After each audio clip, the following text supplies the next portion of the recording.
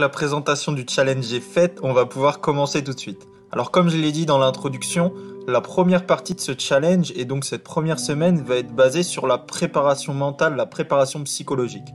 Donc l'idée principale va être de transmettre de l'information à votre subconscient et à votre cerveau plus particulièrement pour lui dire je vais amorcer un changement, je me prépare à amorcer ce changement. Donc pour cette semaine on va avoir plusieurs exercices, mais les deux principaux exercices vont être consacrés à la visualisation positive et à l'engagement. Donc vous allez pouvoir retrouver tous les exercices dans le guide que j'ai fourni directement au début de cet atelier. Donc n'hésitez pas à regarder directement au niveau de la première semaine. Donc le premier exercice que je vais vous demander et qui va être à travailler, ça va être de préparer une visualisation positive. Donc comme je l'ai expliqué dans les outils précédemment, vous allez devoir mettre en place une visualisation positive. Donc vous mettre dans un endroit fermé, fermez les yeux, videz vos poumons, prendre une bonne inspiration, écarter le flux de vos pensées et chercher une image 100% positive. Un moment où vous êtes pleinement en paix, pleinement serein, où le stress n'existe pas. Donc une fois que vous avez cette image, on va aller plus loin que dans l'exercice que j'ai pu vous présenter précédemment, essayez de la renforcer un maximum, essayez de rajouter énormément d'émotions. Si ça prend 10, 20, 30 minutes, c'est pas grave. Mais essayez de la fixer dans votre esprit et de la renforcer au maximum avec tout ce qui est possible. Une personne qui vous a plus apaisé, une sensation, le souffle du vent si vous êtes dehors, le chant des oiseaux. Essayez de vraiment compléter au maximum cette sensation de visualisation positive. C'est très important que vous le fassiez et que vous cherchiez un maximum d'éléments positifs. Pourquoi ? Parce que cette visualisation que vous allez créer aujourd'hui, que vous allez mettre en place, il va falloir l'utiliser tout au long de cette semaine. De préférence tous les soirs avant de dormir ou tous les matins avant de vous lever. Après, vous pourrez le faire plusieurs fois par jour, mais l'idée c'est que vous la réalisiez au moins une fois par jour pour vous préparer et pour vous immerger dans un état d'esprit, dans un état mental beaucoup plus positif et moins stressé. Alors ne vous inquiétez pas, vous verrez pas votre stress diminuer immédiatement grâce à cette visualisation positive.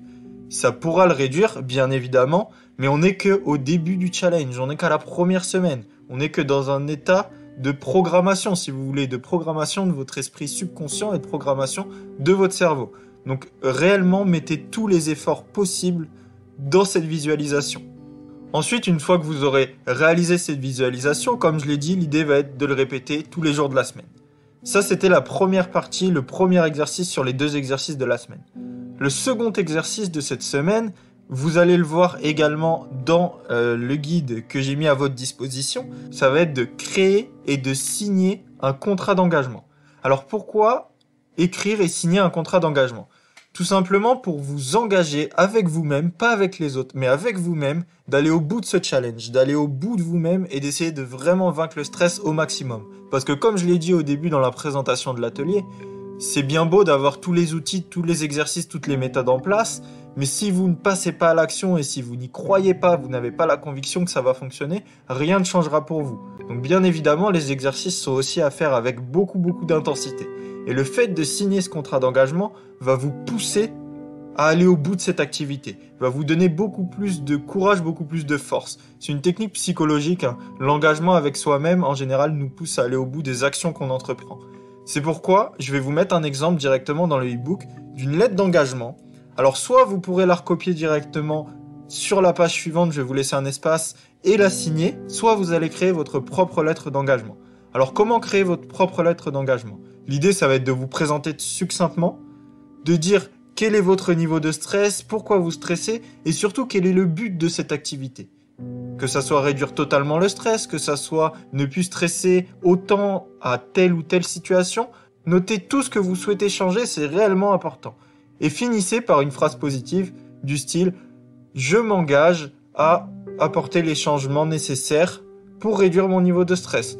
Je m'engage à mettre en place tous les exercices pour réduire mon niveau de stress. Je m'engage à aller au bout de ce challenge, etc. etc. » Et n'oubliez pas, une fois que cette lettre d'engagement est faite, de la signer. Vous avez deux possibilités. Soit vous préparez toute votre visualisation positive et vous signez votre lettre d'engagement après, soit vous commencez par la lettre d'engagement et vous signez votre lettre d'engagement. Donc voilà, ça c'était les deux exercices principaux de cette première semaine.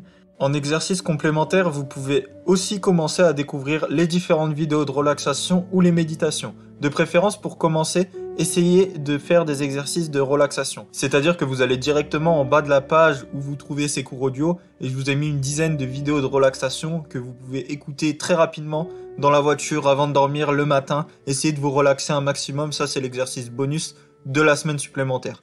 Pour ceux qui veulent aller plus loin, vous pouvez commencer les méditations guidées, mais on le verra aussi dans les semaines plus tard. Et enfin, n'oubliez pas, comme à chaque fin de semaine, je vous ai dédié une page pour faire le bilan, savoir qu'est-ce que vous avez pensé de cette semaine, où en est votre niveau de stress, quels sont les éléments qui vous stressent le plus. Donc c'est très important de remplir ce bilan à la fin de chaque semaine pour voir l'évolution et pour voir comment ça avance. Et bien évidemment, vous donner un petit peu plus de courage en voyant que petit à petit votre niveau de stress va réduire pour tenir ce challenge jusqu'au bout. Donc n'oubliez pas, je le dirai peut-être pas à chaque fin de semaine, mais n'oubliez pas à chaque fin de semaine de ce challenge de remplir votre bilan. N'oubliez pas que c'est toujours vous qui avez le contrôle et c'est vous seul qui êtes capable d'apporter les changements. Moi j'essaye de vous apporter la méthodologie, mais n'oubliez pas que vous avez le contrôle et que vous pouvez changer les choses. Maintenant on se dit à la semaine prochaine et je vous souhaite une très bonne pratique et une très bonne visualisation positive.